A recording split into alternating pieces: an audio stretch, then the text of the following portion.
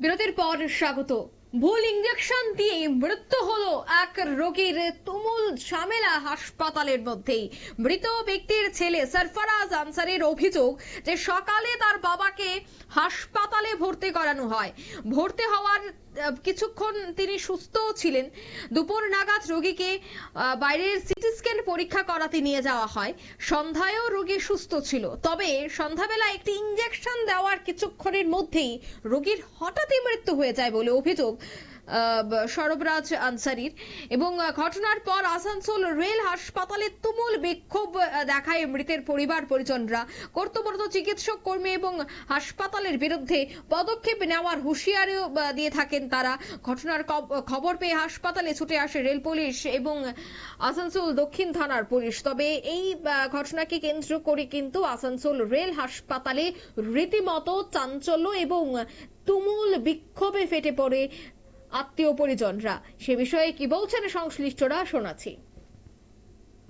Doctor को दिखलाया मैंने, तो डॉक्टर को दिखाने के बाद डॉक्टर ने बोला कि बहुत माइनर है, ठीक हो जाएगा।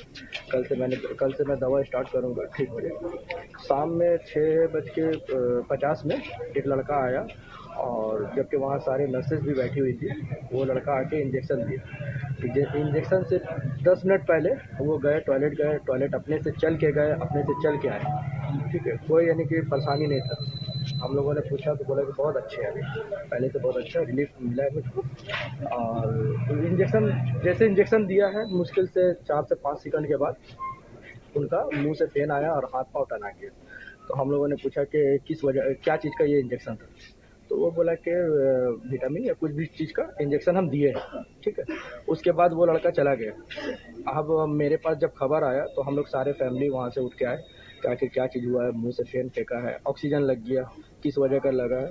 तो हम लोग सबको यहाँ पर पूछने के बाद हम लोग पूछ रहे कि सर आखिर कौन लड़का यहाँ पर इंजेक्शन लगा के गया, क्या चीज़ का इंजेक्शन लगाया, मुझको बताइए।